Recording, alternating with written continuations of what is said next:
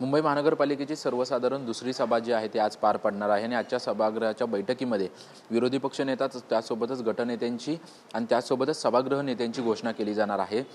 मुंबई महानगरपालिकेमध्ये पहिल्यांदाच महिला विरोधी पक्ष नेत्यांची घोषणा जी आहे ती केली जाणार। 2000 सालापासून सुरू झालेली परंपरा जी आहे त्या आतापर्यंत अनेक विरोधी पक्ष नेते झाले, परंतु पहिली महिला विरोधी पक्ष नेता आणि पहिली महिला विरोधी पक्ष नेता आणि त्यासोबतच महापौर देखील महिला आहेत, अशी पहिल्यांदाच जे आहे ते असं मुंबई महानगरपालिकेच्या इतिहासात घडतंय।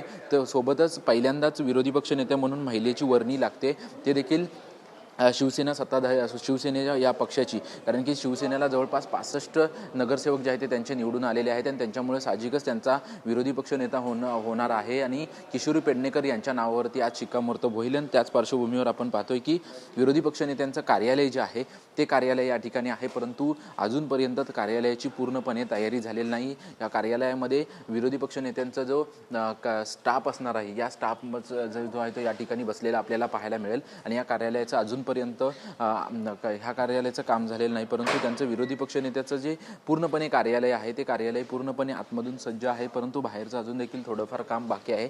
आज किशोरी पेडणेकर यांची अधिकृतपणे विरोधी पक्ष नेता म्हणून घोषणा होईल आणि त्यानंतर त्या या ठिकाणाहूनच काम पाहतील। याच्या अगोदर आपण जर पाहायला गेलं तर पहिली सर्वसाधारण सभा झाली होती, त्या सभेमध्ये महापौर उपमहापौरांची घोषणा झाली होती। त्यानंतर आज विरोधी पक्ष नेता, सभागृह नेता त्यासोबतच काही समित्यांच्या सदस्यांची जी आहे ती घोषणा केली जाणार आहे।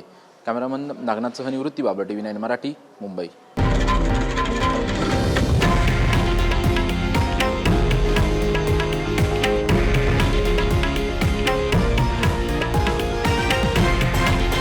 हे आहे देशातील नंबर 1 न्यूज नेटवर्क आणि आपण पाहत आहात TV9 मराठी, एकमेव।